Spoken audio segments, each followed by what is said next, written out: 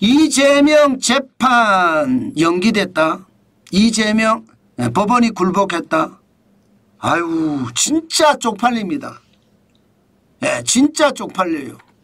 이재명 공직선거법 위반 혐의 재판 당초에는요 5월 15일에 개최하기로 했었어요. 5월 2일에 서울고법에서 5월 15일을 공판기일로 지정을 했습니다. 쪽팔리게 5월 7일에 5일이 딱 지났습니다. 서울고법 형사 7부는요 대선 이후인 6월 18일로 공판기일을 변경했습니다. 야 여러분 제롬 파월 연방준비제도 의장 중앙은행의 의장도 딱 버티면서 말입니다. 트럼프 공격해봐. 나는 시장을 지켜낼 거야 하면서 자존심으로 버텼잖아요. 그런데 사법부가 대한민국의 사법부가 굴복했어요. 개처럼 설설설설 겼습니다.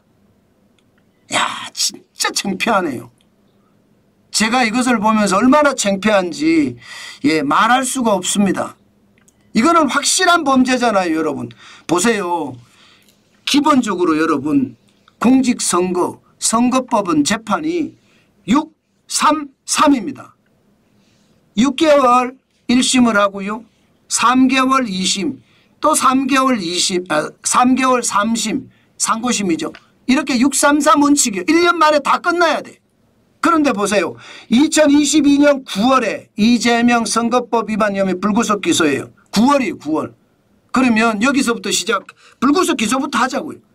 그러면 재판이 633이면 적어도 말입니다. 2023년에는 끝나야 될 재판입니다. 그런데 2024년 11월에 서울중앙지법 11월 2년 2개월이 흘렀습니다. 그런 다음에 1심에서 징역 1년 집행유예 2년. 그런데 이게 서울고법 항소심에 무죄 났어요. 그러다가 대법원에까지 올라갔는데 유죄 취지로 파기환송했습니다. 그리고 5월 2일에 서울고법으로 보냈는데 서울고법에서는 공판기일까지 지정했다가 이거 공판기일 변경했습니다. 쪽팔리죠. 기본 원칙을 안 지킨 사법부가 개판이고요. 자유민주주의라는 게 상권 분립이 기본이잖아요. 행정부, 입법부, 사법부예요. 그런데 그 사법부가 죄송합니다. 이런 표현 쓰겠습니다. 개새끼들이 됐습니다. 개새끼들. 개새끼들은 주인한테 어떻게 합니까? 고개 숙이고 꼬리 흔들면서 딸랑딸랑딸랑딸랑 거리잖아요. 지금 그 딸랑이를 한 거예요. 개새끼들이.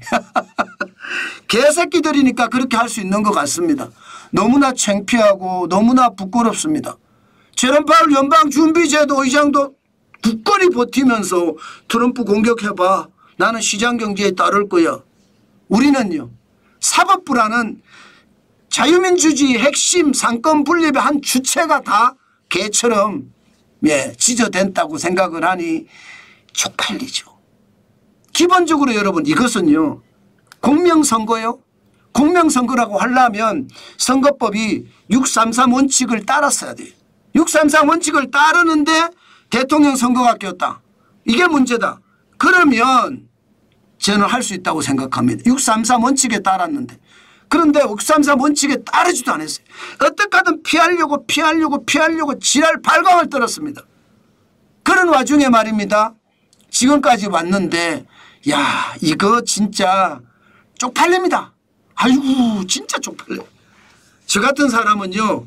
그 재판관이 전 누구인지 아는데 그 재판관은요. 판세죠. 그죠? 판세라는 것은 판사 새끼라고 하지만 이번 판결은 판사 개새끼입니다. 개새끼. 딸랑딸랑 개새끼. 저는 그렇게밖에 느껴지지 않습니다. 너무나 창피하네요. 너무나 창피하네요. 여러분들도 보시면 알지만 이거는 아니잖아요. 분명히 말입니다. 김문기가 골프 안 쳤다고 했잖아요. 근데 골프 쳤잖아요. 거짓말이에요. 거짓말. 그죠? 백현동 용도 변경 국토부 협박에 따라 이루어졌다. 국토부 협박 안 했다예요. 거짓말이잖아요. 아니 이런데도 지금 저는 사법부가 굴복했다는 것에 대해서는 너무너무 예, 이게 나쁘다고 생각합니다. 여러분, 대한민국의 자유민주주의와 시장경제, 예, 사법부조차 이렇게 굴복하는데 우리 시장경제 안 부서질까요? 저는 부서진다고 봐요. 지금대로 가면. 자유민주주의의 상권 분립이 무너지고 있는 상태면 시장경제는 수요와 공급이 결정되는 상태예요. 그런데 정부가 개입해서 내가 시장을 지배하겠어 이렇게 이야기한다는 거 아니에요. 문재인 정부 때 어떻게 됐으며 개판 죽이 났죠. 완전히 다 부서졌잖아요. 지금 그렇게 한다는 이야기인데 어떻게 생각하면 정환진 TV는 자유민주주의와 시장경제를 기치를 내걸고 지금까지 방송을 하고 있고 앞으로도 방송을 할 건데 이 내용을 보니까 자유민주주의가 먼저 무너지는 소리, 포퓰리즘으로 돈 퍼주고 이야기하는 걸 들으니까 시장경제가 무너지는 소리 너무나 많이 듭니다. 그런데 더 큰 문제는요. 지금 이대로 가면 여러분 대한민국 독재공화국 될 거예요. 왜 독재공화국이 되는지 보세요. 위인설법이 너무나 난립니다. 형사소송법 개정안, 형사 피고인이 대통령에 당선될 때는 재판을 중지한다.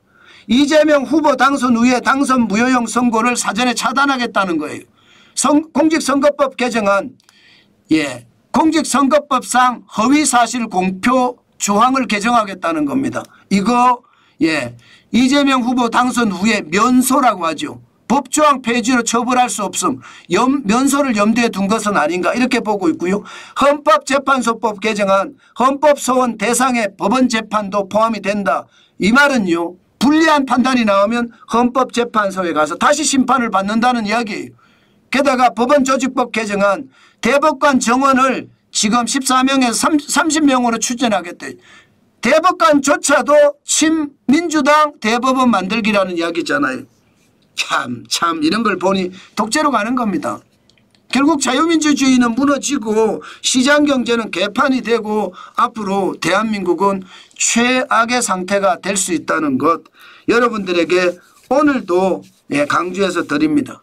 대한민국은 자유민주주의와 시장경제가 법치가 돼서 이루어져야 되는 나라인데 과연 대한민국이 앞으로 그렇게 될 것인가 거기에 대해서는 여러분들 각자 판단에 맡기겠습니다. 지금 봐서는요. 대한민국은 최악의 상황으로 점점 몰려가고 있다. 사법부조차 굴복을 했으니 이제 말입니다.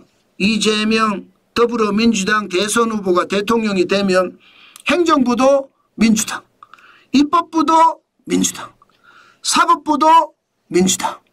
대한민국은 한 당이 모든 것을 지배하는 독재국가로 변신할 수 있다는 것 저는 확실히 눈에 보인다 이 생각합니다. 심각하죠.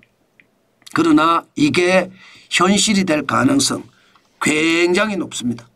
앞으로 정환진 TV는요.